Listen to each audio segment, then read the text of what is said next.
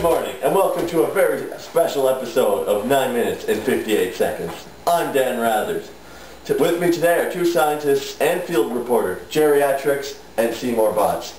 Pleasure to have you on the show, gentlemen. Today, we're going to straight out the myths of Macbeth and the hard facts. Yes, but this is not going to be any regular report. Botts and I are going to actually live the two stories of Macbeth and give you updates on what has really happened. And I'm going back in time and to report to you on what really happened in history. Our generous sponsors at Viagra have put together a time-traveling device for us so we can actually go back in time. Wow. And I will actually be going into the story written by William Shakespeare and reporting on what is going there. Our generous sponsors at Viagra have also given us a hard copy of Macbeth, which I can actually go into and watch the story firsthand. So let's get started. Jerry, you may open your book. And I'm headed to the time machine. Now, while those two get settled, let me fill you in on what the general story of Macbeth is. Macbeth was one of King Duncan's greatest warriors. After Duncan is killed, Macbeth takes his throne and becomes the King of Scotland. He rules Scotland for many years till he himself is slain and the new king is named. Now Shakespeare, who wrote Macbeth, is an Englishman, and the English and Scottish do not like each other. So there are some changes to the characters in the play. Alright, our reporters should be all set. Let's go see what's happening. Well, Dan, I'm currently at Macbeth's castle, where King Duncan, who is having a sleepover, has just been murdered. It is chaos here, utter chaos. Oh no, I'm Shakespeare! Now Jerry, do you have any idea who committed the murders? Well, two swords with Duncan's blood on them were found next to his two bodyguards, but Macbeth murdered them in his rage before anyone had the chance to confront them. That is just tragic. Yes, and in all of the commotion, both of Duncan's sons have fled from the fear that they would be killed next. What travesty has Back befallen to us? you, Dan. Wow, what a story. But is it really what happened? Let's go to Seymour for the historical scoop. Nothing really is going on at the moment. Macbeth is asleep at his castle. He just got back from a long and tiring battle at Pickgiveney. It was a very long and hard day for him. Is Duncan sleeping there as well? No, something tragic happened at the battle. Duncan was slain. Oh my gosh. Really, that is terrible news for him. Who did it? Macbeth was seen fighting Duncan in the middle of the battle. It was known that Macbeth was rebelling against the King Duncan. Duncan and Macbeth weren't friends like in the story, so I wouldn't expect to see Duncan over for a sleepover. So there we have found our first difference. In Shakespeare's encounter of Macbeth, Duncan goes over to Macbeth Castle to celebrate Macbeth's brave part in the battle the day before, where they defeated the rebels. During the night, Macbeth murders Duncan so he can become the next king, so he can fulfill the prophecies made by the Weird Sisters. But actually, in historical times, Duncan was slain in the Battle of Pickgiveney by Macbeth. Okay, so let's go back and see what's going on now.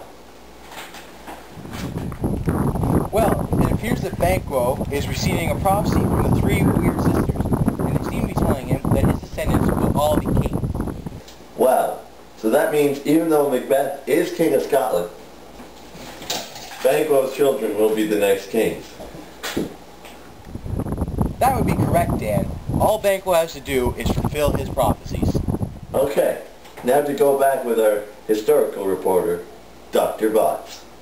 Well, it appears there is a man named Banquo, but he is one of the first known acquaintances of Macbeth. But he did not have sons that became kings, though King James, the King of England, and Scotland believed that he was the descendant of Banquo. He was in fact descendant of a family called the Stuarts. Back to you, Dan.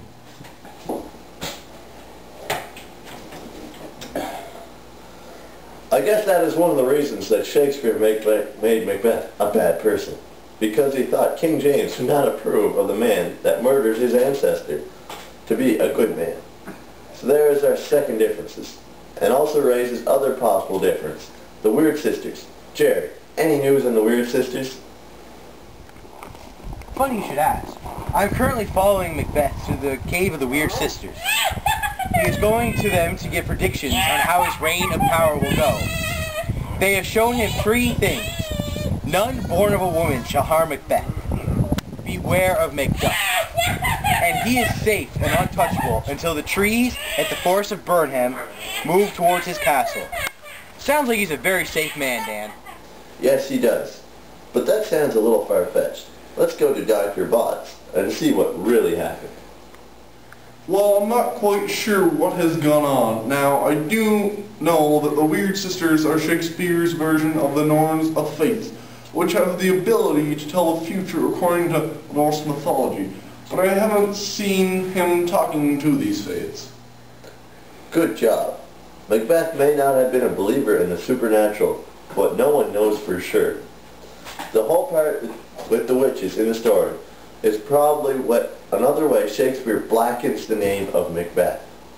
The practice of black magic or fortune-telling was frowned upon in that time. Wow, we are making great progress. This is taking less time than I thought it would. What are you talking about? I feel like I've been here for years. I want to go home.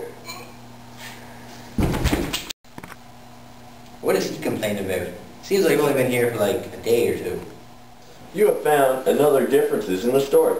The play is not specific about the length of Macbeth's reign, but it seems like it is very short, when in fact, Macbeth was in power for 17 long years. He even left the country to go on a pilgrimage, which is like a vacation, to Rome. We're getting towards the end of the play. The exciting conclusions, the climax, the grand finale. Tell us what's going on, geriatrics. Well, it appears that the woods of Burnham have moved towards the castle Dunsinane. Actually, it is the soldiers of Macduff and Malcolm disguised as trees. Now they are inside the castle, and it looks like Macduff and Macbeth are at combat. Uh-oh. Macduff has just revealed to Macbeth that he was born through a C-section, which means he is not born of a woman. Oh no, it looks like Macduff has killed Macbeth. What a turn of events. And that means that Malcolm, son of Duncan, is the new King of Scotland. Back to you, Dan Rathers. Wow, that seems very accurate. But let's go to Seymour Botts and see what the story is there. Well, it looks like there was no one ever named Macduff in history.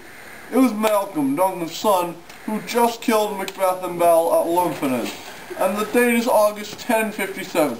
Also, Malcolm will kill Loloch, the stepson of Macbeth, and the immediate successor to the throne 5 months later. And with Loloch and Macbeth dead, Malcolm will take the throne. Wow, so that's where the story of Macbeth ends. Excellent job. You both can come home now. Oh, jeez. Where'd your jacket go? Oh no, I forgot it in there. It's a nice jacket, too. It was expensive. I bet.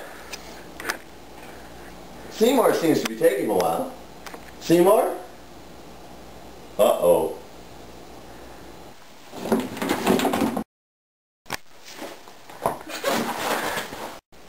Oh well, that will save our sponsors at Viagra some cold, hard cash. Well, that was very productive. We found out multiple myths about Macbeth. Join us next week on Minutes when we show a ball game between the Knights of Columbus, who take on the KKK for the benefit of the Jewish Relief Fund. On a related topic, there have been cases of wild animal attacks all through New York.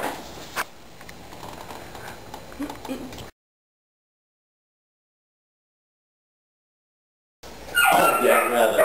With me today are 2 scientists and field reporters, geriatrics and Seymour Botts. Today. So